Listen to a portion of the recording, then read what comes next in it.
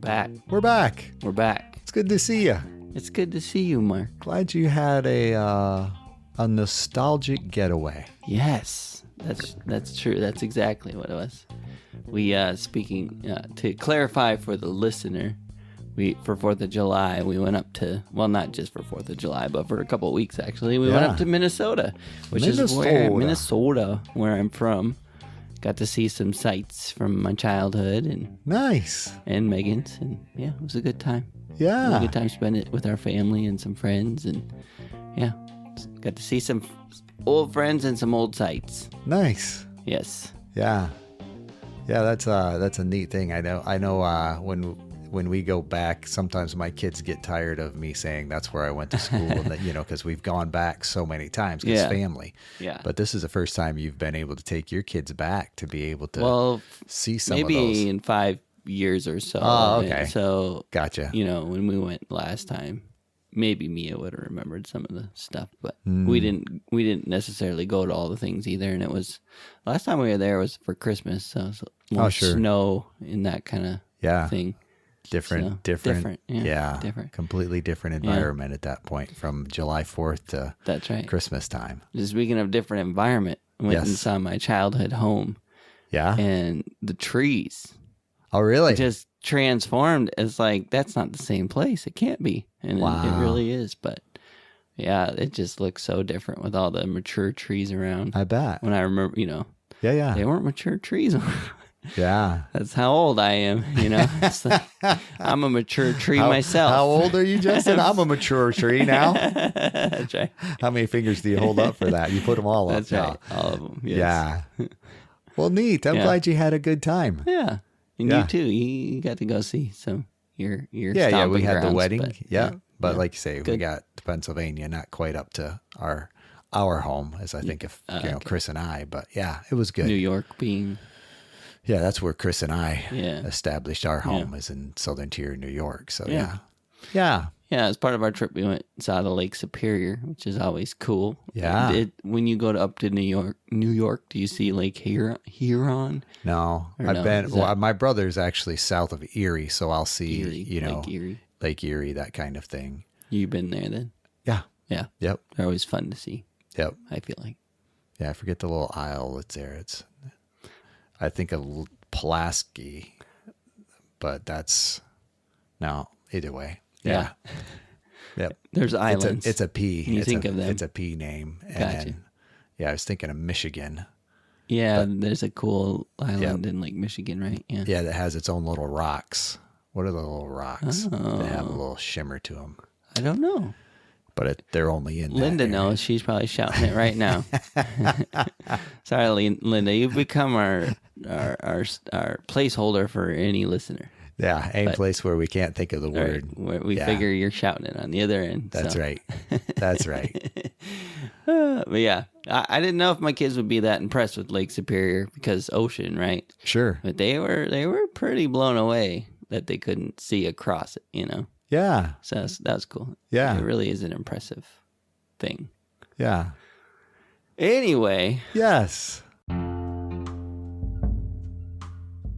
Welcome to How I See It with me, Mark Pratt, and Justin Sternberg. This is a podcast that works to counter cultural polarization through thoughtful conversations. So what topic are we discussing today? Well, you brought it to the forefront, so I figure I'll let you introduce it if you'd like. All right, sure. So we're going to talk about quitting. And why are we talking about quitting? Well, I think quitting can be a polarizing topic in the sense that quitting is generally looked at as being bad, and I think, in many cases it is, right? The reason it's polarizing is because sometimes you got to quit, So I think we're going to talk about, when it makes sense and what that stigma looks like and why there's a stigma and, and just kind of exploring that idea of quitting. When it makes sense, are there times when it doesn't make sense? Quitting? Yeah.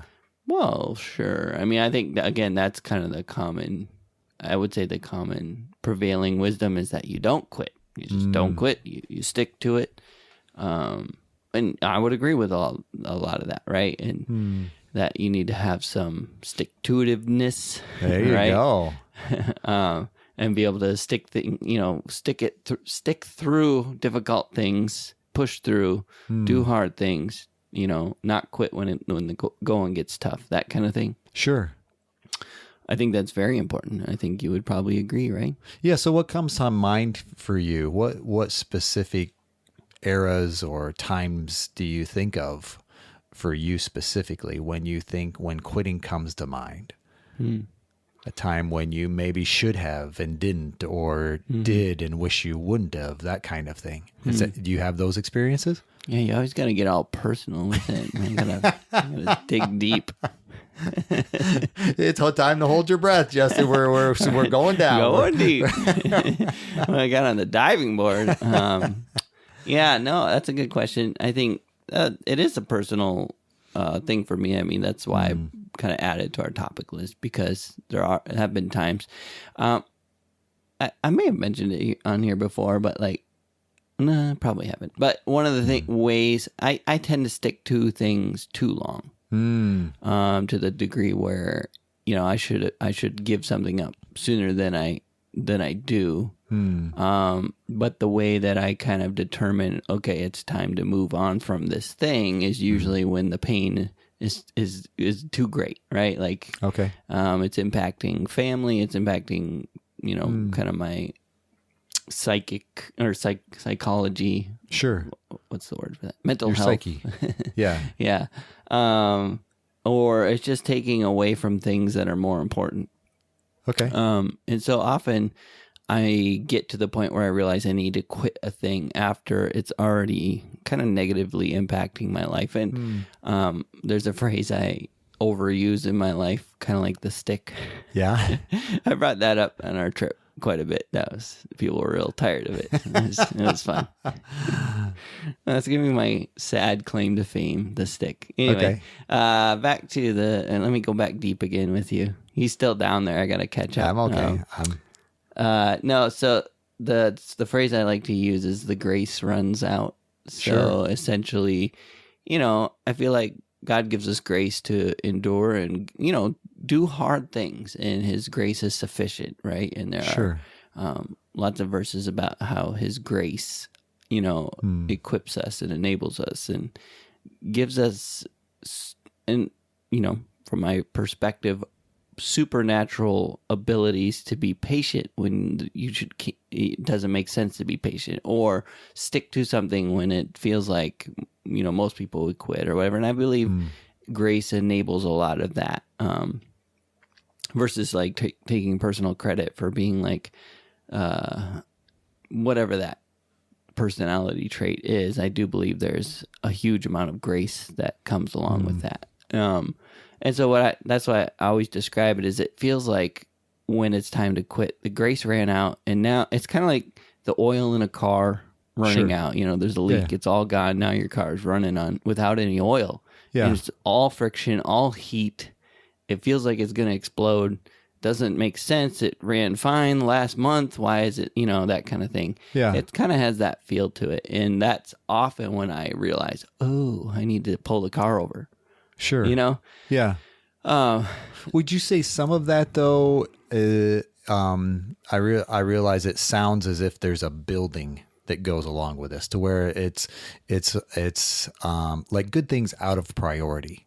In other words, it began as a good thing, something that I could do, something I might have even felt led to do. Yep. But yet I stayed in too long. In other words, there was a season. And I just tried to make this a lifetime. Yeah.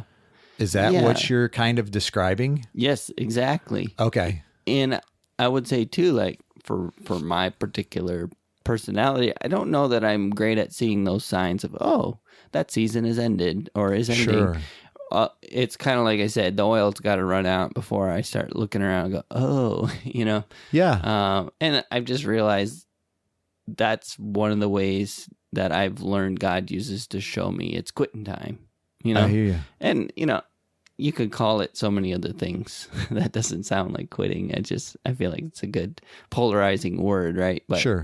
seasonal, time to move on, whatever. But I mean, in a lot of ways, from my personality, it feels like I'm quitting, and it feels wrong and bad and shameful. Does that make sense? Sure. So that's kind of where the polarizing nature comes in, where it's definitely the right thing, the healthy thing.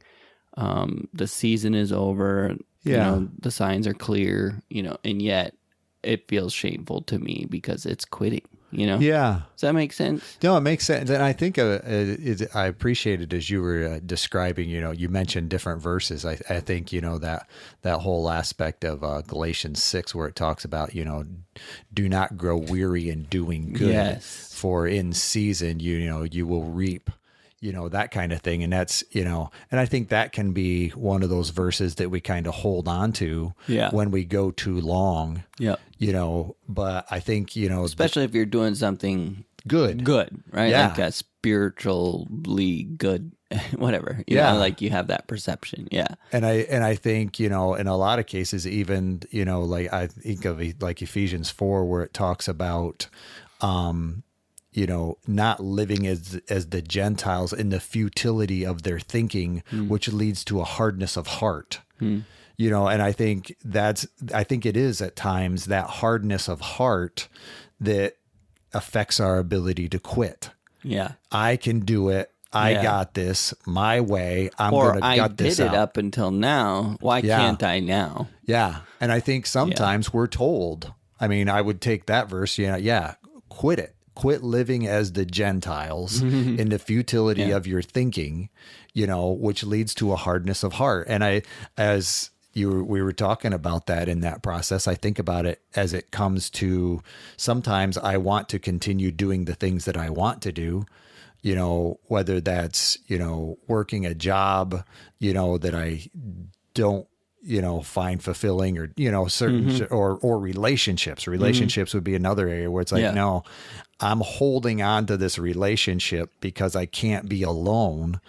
And, so therefore I can't give up. That would be, but yet I'm in a stage of life. I'm in a season of life where now is the time to, move on or change that relationship, because I'm holding on in my own strength in some ways, because I'm scared to do it differently. Yep. And I think, I think, relationships is, because I think that's where, and I like that, the Ephesians part, because I think it gives us the ability to quit, and it helps us to recognize at times, because I think when we talk about quitting, it's more a matter of a sensitivity of knowing, like you described, that season's over. And I think that takes a sensitivity, and we lose that when we kind of, say to God, this is the way I'm going to do it. And this is what I'm, in that, I can make this work. And because that's what I run into so much. And, it's like, you can make it work, but you're also doing all of the work in this relationship. And you may need to pull out of that relationship in some ways. And here again, I'm not always referring to a marital relationship. Sometimes I'm working, with dating individuals and so forth who, it's a little different when you're married from my perspective. But if someone's coming to me about a relationship and I don't know, it's like, well, hold on. It seems as if you're the one that's doing all the work, and it's okay to find someone else who actually wants to partner with you. Yeah. And so I think that sensitivity to know or to be able to listen is an important part of that quitting dynamic. But go ahead. There's just more. Yeah. Yeah. I think for me, and this is, granted, I definitely have personal experience. It was funny because actually before the 4th, when Chris and I were part of the church plant, I recognized that I was arrogant. You were part of a church plant before the 4th? Yes. Yes. Many years ago when and I thought up here again, I'm thinking of the conversations we've had and but Chris and I came to Wilmington as part of a church plant. Cool. So we were many years ago. Many years Not ago. before the 2008 was actually the time. Was it around the 4th? No, actually we had July, I believe it was July 8th. Okay, so It we're was getting after to the the 4th. before the 4th part. Yeah, well, this is the connection beginning and the side. end. But long story short, we were part of that church plant. And it was one of those things where I was on a kind of a leadership role.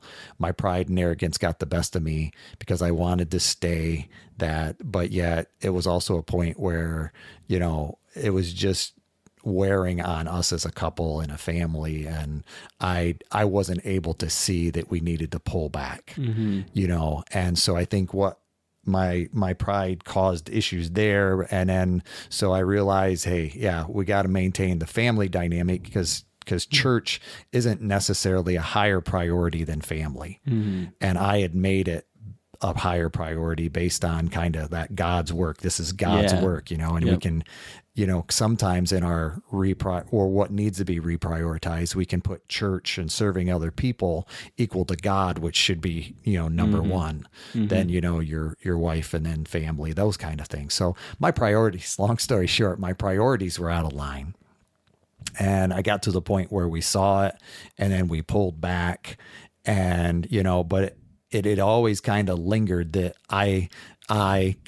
we had done that wrong, to quit on those individuals. And it was interesting because we actually got together with that couple that led to the church, the pastor of that church, Chris and Ashley. Before the 4th? Right before the 4th. They came over to our place. And so we really did have a nice time, being able to say, I apologize for what was ours. And, they were able to kind of share, it did, I was able to hear the fact that, our choice left them in kind of a lurch, and I was able to, we were able to apologize for that immaturity on our end. But, at the same time, we were able to recognize, they were able to kind of share and say, back then he was honest and willing enough to share. I'm not sure I know any more than I did when I was back then where church plants are concerned,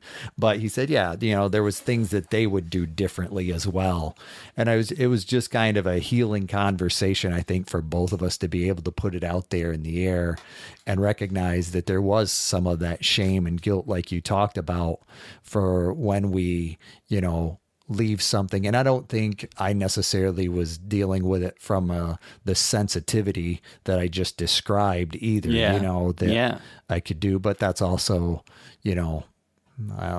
23, 15 years ago, give or take. And there's been a lot of changes in that process, but that was one of the things that kind of came to mind for me when you brought up the topic of quitting, was that church plant and how that got all mixed up in our lifestyle. And the other part for me that's quitting, I think of Old Testament. I go back to the Old Testament, like Chronicles, where you had these guys that followed after the Lord for so many, they were like David. They did the things that David did until they turned away from God, that kind of thing. And so often it was that later on in life type thing. And I think that in some ways, when I think of quitting, that becomes almost a fear, if you will, like a legacy killer. That I could go so far doing it well, so long doing it well, doing it God's way. Quit went right before the miracle. You heard that phrase? Don't quit before the miracle happens. Exactly. Yeah. But I think I think there again, I think it's a matter of priorities that need to change or did change as I look back,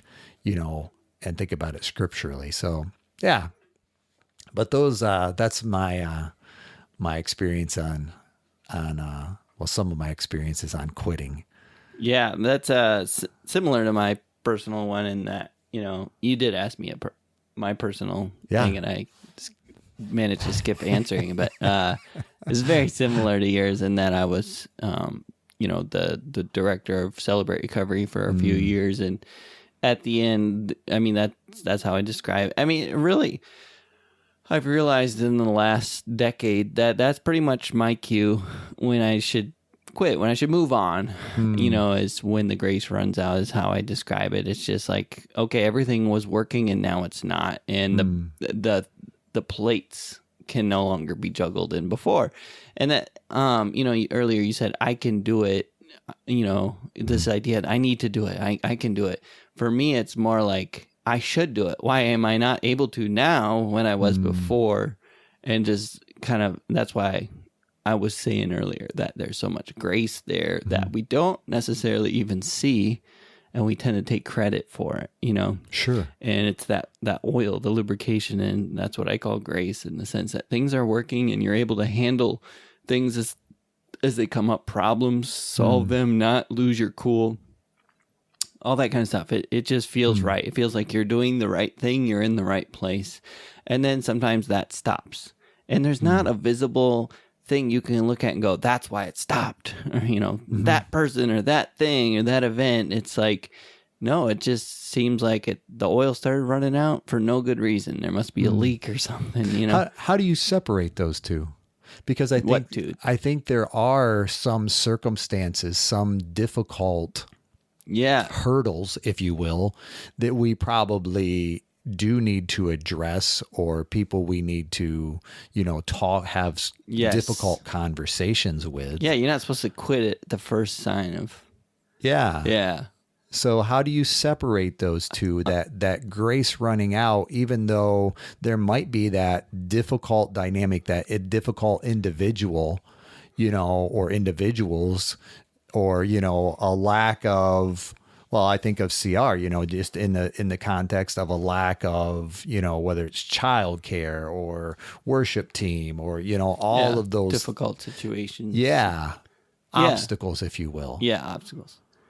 No, that's a good question. I don't think there's a perfect answer, but I will say, again, I like the oil analogy because I think, number one, there's regular the maintenance things you do.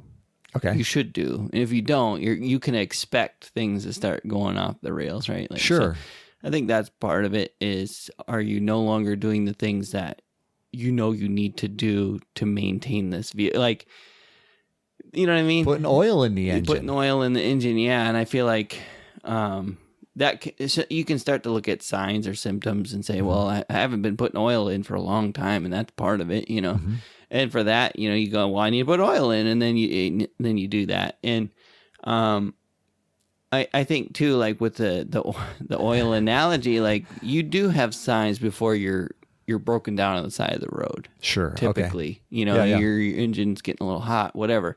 You have opportunities to make some changes. And some older vehicles, you get all the signs, you put oil in, you do the things, and it still gets worse and overheats, and it's just the car's old and seals are shot and whatever the thing is, right? Like it's time. It's worn out. It's worn out. And I think that's true in these types of things, where sometimes it's a fixable thing. Sometimes you attempt to fix it and you realize, that wasn't it either. And you try again, that wasn't it either. Right. And you start to realize, like, well, crap, maybe this engine's worn out. You know what I mean? Yeah. And I think for me, that's kind of, it's not like I think my struggle is holding on too long. So sure. As far as like quitting at the first thing, I don't feel like that's my personality at all. I think it's kind of the opposite, but I definitely don't believe that's what we're meant to do, is look at every struggle as a sign. Gotcha. Does that make sense? Yeah. Yeah. I believe we're supposed to persevere and it is. That's why this is tough. Yeah. Is I think there is also a sensitivity, to use your phrase, right? Yeah. To recognize, like, this is different and this hits different, and for me, again, it really just comes down to difficult situations previously were difficult but manageable, and when it shifts from manageable to, well, crap, that plate just cracked and broke, and now I feel like this one's about to crack and break. It's just kind of, it just hits different. You know what I mean? I can't explain it other than to say I do believe that's one of the clearest ways God has made known to me that it's time to move on from something, is when the plates start cracking and falling. And I think I'm a little bit stubborn, and so that's that's the way that it gets my attention is. And I'd like to be more sensitive, right? To have a better clue in that. But I think that's the stick, right? So the good side of the stick is the perseverance. And I do have this ability to just stick in something for a long time while it's hard. The bad side of the stick is not having that sensitivity to know, all right, well, my season is complete. And now it's time to move on and do that in grace. Yeah, I was thinking about your analogy of the cracking plate and the spinning of the plates, if you will, because I think here again, when we're talking about quitting, when we have too many plates spinning, and we're trying to maintain a lot of plates in the air, I think there is that point where we come to a realization, okay, I can hand this plate off to someone else even before it drops and breaks. And I think that's a good leadership dynamic, if you will, to be able to know what I can delegate. Because sometimes I think we hold on to too long because we see ourselves as the only one that can. Again, I always shift my mindset when you say the only one who can, or I can, or I think should. Replace can with should. I'm the only one who should. I hear you. So that's the struggle for me personally, is handing things off. It's like, I feel like I shouldn't. Because you're the only one that's capable. No. It's not about it. Help me understand the should then. Why should I? Feel like as the leader, I should do the hard things. Like I should shield others from, whatever. And so if it's hard, I should be doing it. Oh, okay. Does that make sense? I That's hear where the you're struggle coming that from. I have, and I have a hard time saying, having that sensitivity to know, just, this is hard, therefore someone else should do it.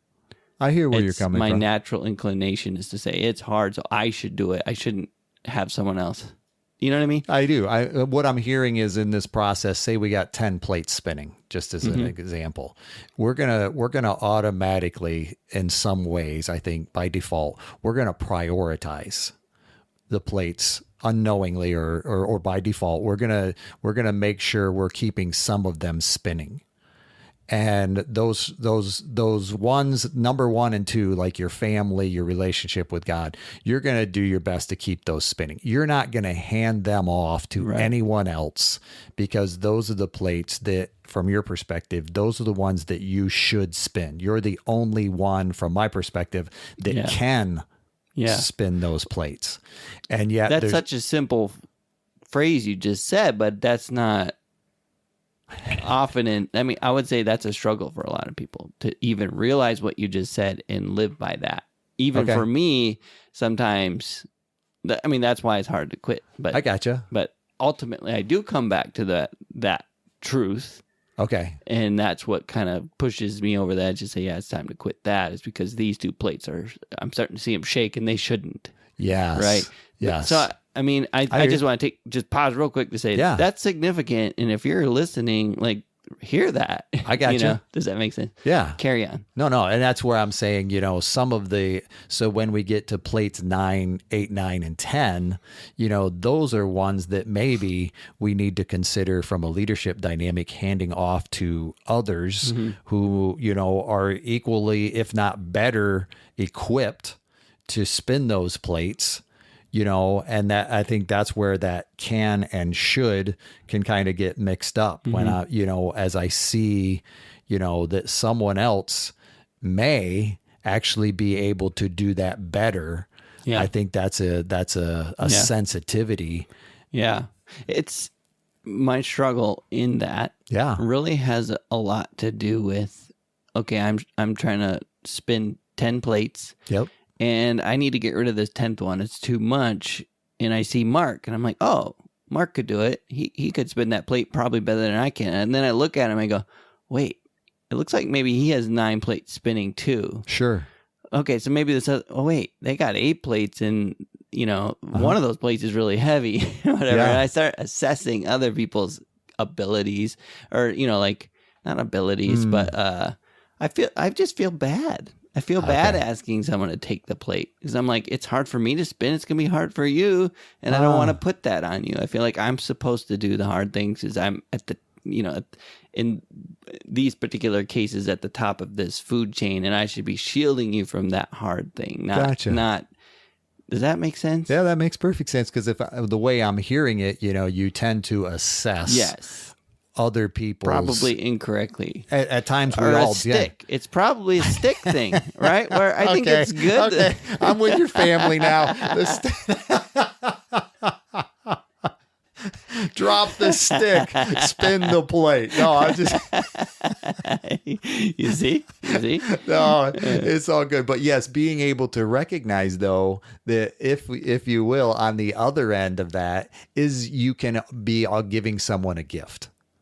Yes. When I think even of CR, and that transition of leadership, being able to hand that off to someone, in a specific way, I believe that is a gift that says, hey, you have the abilities. I see these abilities in you. I'm not necessarily counting your plates for you, but is this a plate that you would be interested, that you feel you have a desire to spin? Yeah. Because I am honestly looking to, not spin this plate anymore. Yeah. And that can be, a ministry. I think that can be a bunch of different things. And I want to be clear, like, I'm not saying the way I do, I feel like I'm doing it right. I'm just saying that's my bent, right? So the way I augment my weaknesses in that way is I'm like, we'll talk to someone like you, and you'll give me that advice about you should consider giving it to them or whatever. Like, or, just being able to say, like, am I crazy or should I be giving this away or whatever? And the answer is like, and then I'm like, okay, good. It's like, that should kind of fades a little bit into more of a, I should actually give it away instead of I should be shielding everyone from this and doing it myself. Does that make sense? Yeah, it makes sense and I think that's the difficulty of should at times is I can take that and spin it in my own mind so much that it becomes, well, there isn't any other choice. Yeah. This is the way and I should. Yeah. And it's when I talk with someone else, it's like, there might be another way. Yeah.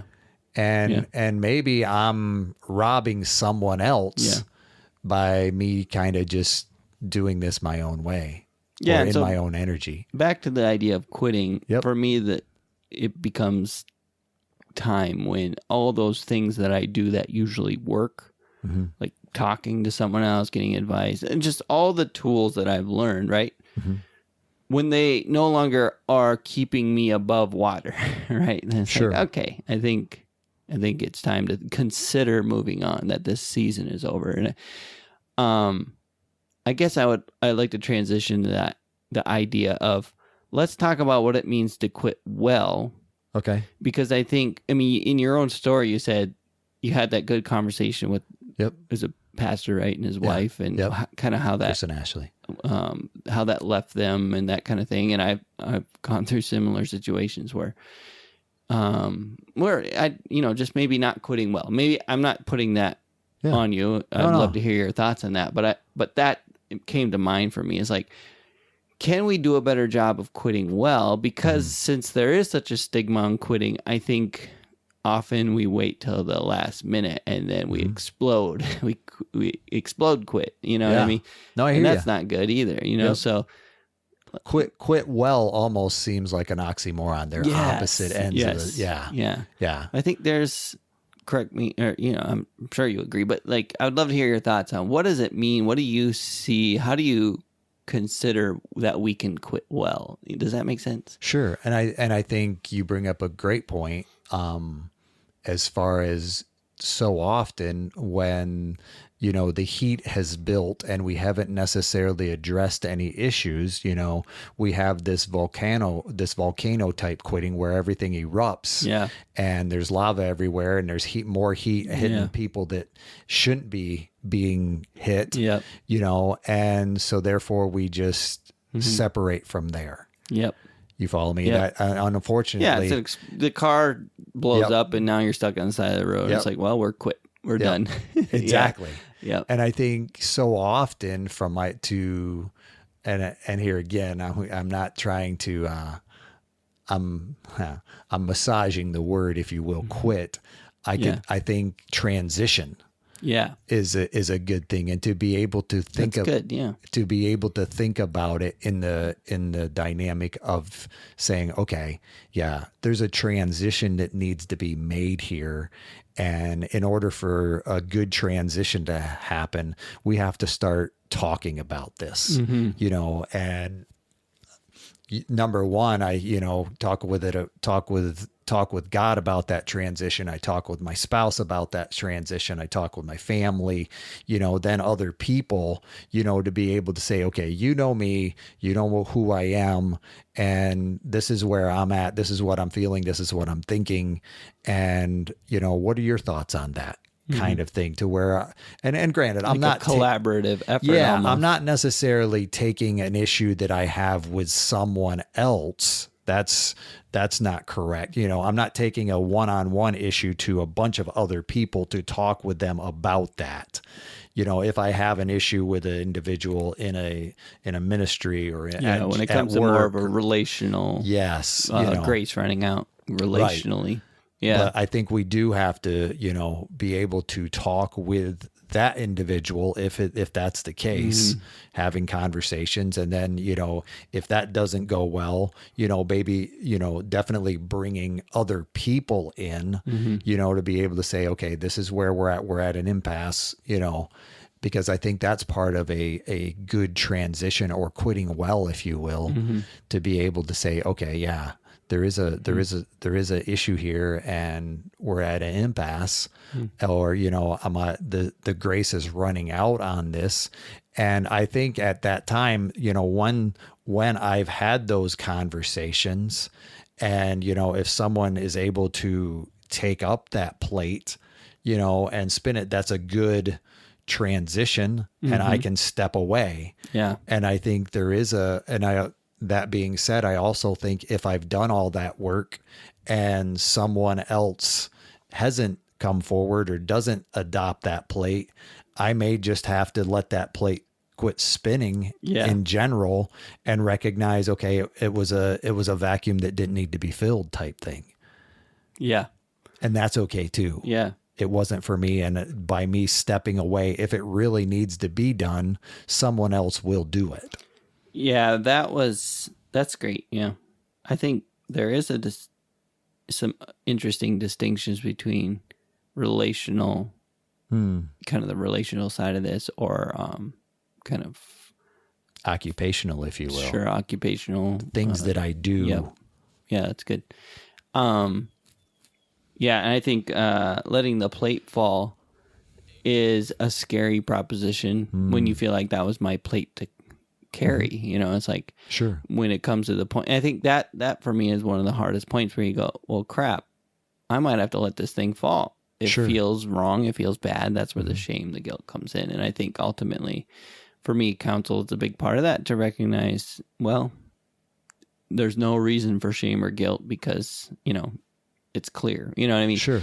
And I need that. I need that third party voice telling me that. And sometimes, a lot of times, the Holy Spirit is the one who kicks out that conversation, or ends it, right? To say, this is what I desire for you, So I'm trying to be in tune, but I'm also like, am I crazy? Or am I hearing this wrong? And I like to get other voices, because I just don't trust myself very well, when it comes to that. But relationally, it can be very difficult for a lot of reasons, right? It's because you're basically saying, I'm running out of grace for you, right? Yeah. And how do you have that conversation? Well, it's hard, but I think it's important. And then, transitioning. Again, it's hard. It's like, I really feel like there needs to be a distinction between relational and using the word occupational, but really kind of any positional type thing. Things we do. Yeah, things we do. Yep. Because I think occupationally, things we do, whatever. It's about, transitioning is about communication, and about having some buffer. I think it's about time and communication. It's about saying, hey, this is my goal, my plan, just to quit doing this thing, whatever it is. Let's work together to figure out what that looks like. And by this time, that plate will fall one way or another. I think that's an important part of it too, because some organizations or opportunities, they'll just continue to use you until you drop the plate. Sure. So if you don't have a very clear definition of what that time frame looks like, I feel like that's a healthy thing in terms of quitting well, is being able to say, this is the amount of time I have to give to this transition. I'd love to do what I can in that time to allow that transition to occur, whether it's helping find a replacement or training a replacement that you find, or, I think that's good. And I can definitely say there have been times I have not transitioned well, right? I haven't quit well. It's been like, well, it's time. And the conversation was, sorry, it's time to move on. And I can say that those times I'm not the most proud of, right? Like I'd much rather have been able to look back and say, I helped them transition well. Sure. How would you say, as you're making that clarification, what would be some of the differences you would see between how we are supposed to do a relational transition versus a occupational, or things we're doing? Well, for one, it's not like handing off a thing. Okay. Right? Like a thing to do, and saying, if basically I'm done with this relationship in 5 months, between then and now, you need to figure out how to do these things that I was doing. Like that feels like it doesn't feel like it fits, but you're smiling like maybe it's not that different, but. Well, that's what, when you were making that, it's not that I would say they're always completely different either. Yeah. Is kind of, interesting. Because I think when you were sharing, boundaries comes to mind. Yeah. Within relationships. And I think there is something to be said. And granted, the type of relationship, even as you use the word grace, I think of 40 Days of Purpose, that EGR, extra grace required. Some people have are EGR, they have, and I think I can have ongoing long-term relationships with people who require extra grace. Yeah. And yet I also know that. Yeah. That's an awareness that I have. Yeah. So that I'm not necessarily, I'm going to shape my day in such a way that is going to interact with that individual on a different timetable. And I am going to have some boundaries at times because, that person may have a difficult time, saying, well, you only have this much time. It's like, yep, I only have this much time. Now, granted, is that grace on my part? I think it's still grace, to be able to be of help. But at the same time, in those situations, the often has to do with a lack of self-awareness on the other side's part. And so therefore you have to have the awareness for them. Sure. Right. And I think that's still, if the relationship is going to be there, that's how it has to happen, because that self-awareness isn't there on that side's part. And I think that's the EGR, right? Right. And that's where I think it still comes back to being able to communicate and say, no, I can't I'm not going to. It's not that I can't. It's that I don't have the ability to spend that much time, because otherwise I'm starting to affect these other plates that I have prioritized. Not that you're not, an individual, a person created in God's image with, wonderful design and, that kind of thing. Not that you're no priority. Yes, you're just exactly. Not all the priorities. Correct. Right. And sometimes certain individuals want to be the sole priority. Yeah. And I think, we have to, same way, we have to have those difficult conversations in such a way that says, okay, because when we do, that person might be able to recognize in some ways, okay, this is a pattern for me. I tend to cling to people too much. Yeah. And I want them to be my sole, help. Yeah. Go ahead. My everything. You're looking up. You could go for it. It's just Keep talking. I can do that. But no, so I think there is a difference between how we handle people versus how we handle things. So you agree. And yet I'm also going to recognize relationships are a thing. Yeah. So I think it's important to be able to say, okay, yeah, is this thing, this relationship beneficial? And it doesn't have to be solely beneficial, but is it beneficial? And I think we can look at that relationship and say, yeah, it's beneficial, even if it is just beneficial to you, but it's typically not. It's a sound relationship is going to be reciprocal. Right. And there's a continuum, Okay, to use your phrase, of beneficial to negative, right? Like some relationships have negative, they hurt us more than they help, right? So you can't just say, is this relationship beneficial or not to you and to me? It's also, but also, is it hurting me? In other words, going back to the plate thing, is it requiring more plates than I have room for, right? Like, sure. Or is our interactions, you taking in a way that is painful, or you hurting, just directly. And I think there's a line there, but I'm going to see even a relationship that may seem one-sided. I'm not saying that's not beneficial to me, because that's an area where I can serve other people. Yes. Correct. And that doesn't make it negative, to use the terminology. Yeah, that's actually why I wanted to make the differentiate between a negative and just lacking in benefit. Because a lacking in benefit doesn't mean don't have that relationship. Like you said, there are going to be relationships where you are meant to give in that way, and you are meant to, and then they're still beneficial. They're still beneficial because you're meant to give, and that's a benefit to you, right? Like to both. Yes. At that point, no doubt. Yeah. You were. Did you find what you were looking for? Okay. You were just sending a text to Megan. I get it. I understand. That's right. No, that's okay too. But yeah, that's where I'm at with that dynamic, because to where I think relationships, and it's going to depend on the person. But I think relationships can be more difficult. Yeah. Than things. Yeah. Yes. Yeah. I think so too. Honestly, when I brought the subject up, the concept of relationships didn't occur to me at all. Oh, okay. Right? It was very circumstantial, jobs, callings, seasons. It was all about kind of that occupational side. That's the phrase we're using right now to differentiate between. Yep. But yeah, it wasn't relational. So when you brought that, I'm like, oh, interesting. Yeah, we should definitely, I'm glad we're talking about this. But so I can't say I've given that a lot of thought, but I think, like, I agree with you that that's definitely the harder side.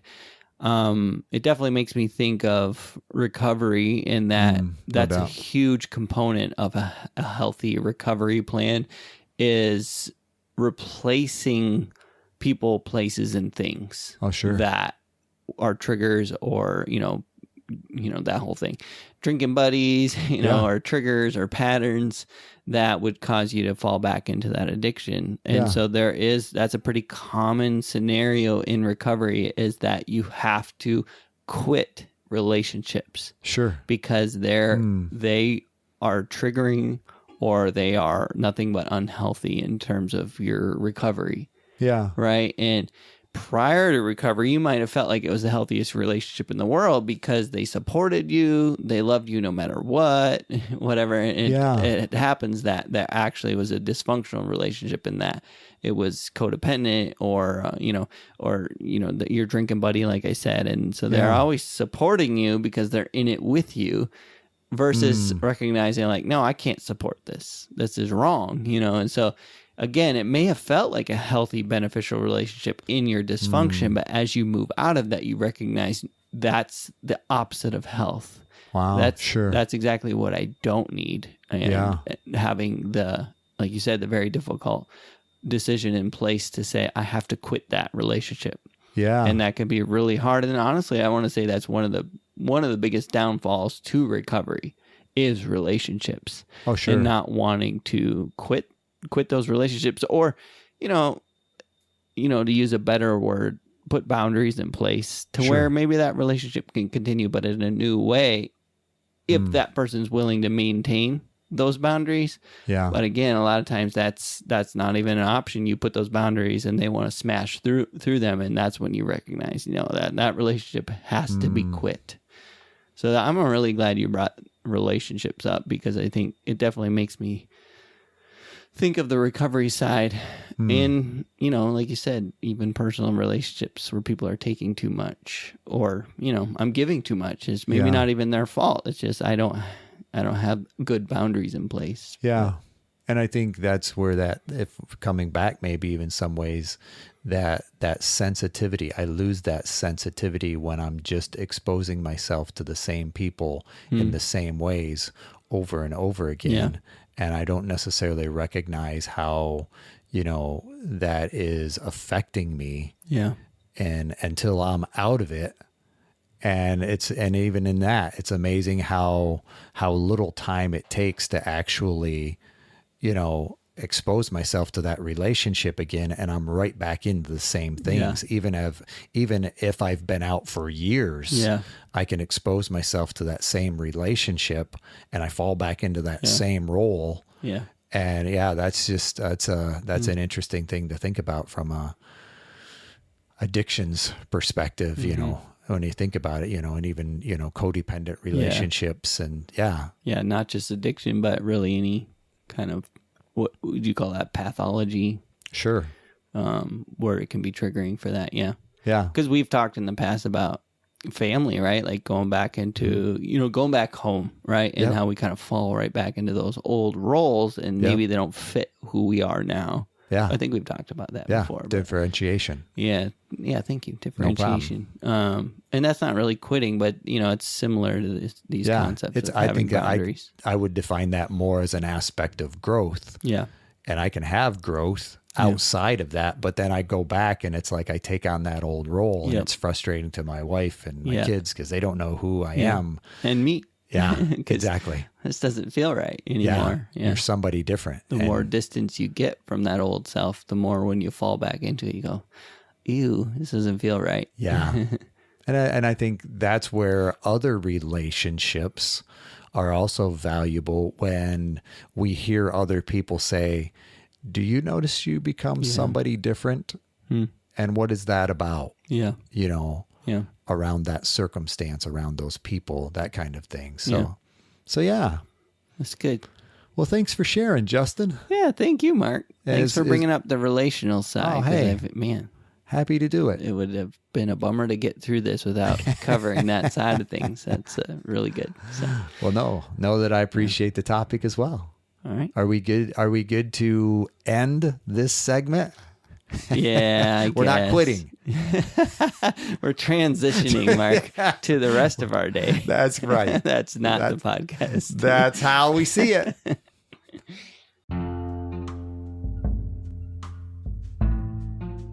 Hey, thank you for listening to our podcast. If you like how I see it, please do all the things that podcasts tell you to do. Subscribe, rate, review, follow us, and or talk nicely about us on social media. If you want to reach out, the email is us@howiseeit.click. Yep, I said .click, as in .click. Please tell your friends about this show, and we'll see you on the next one.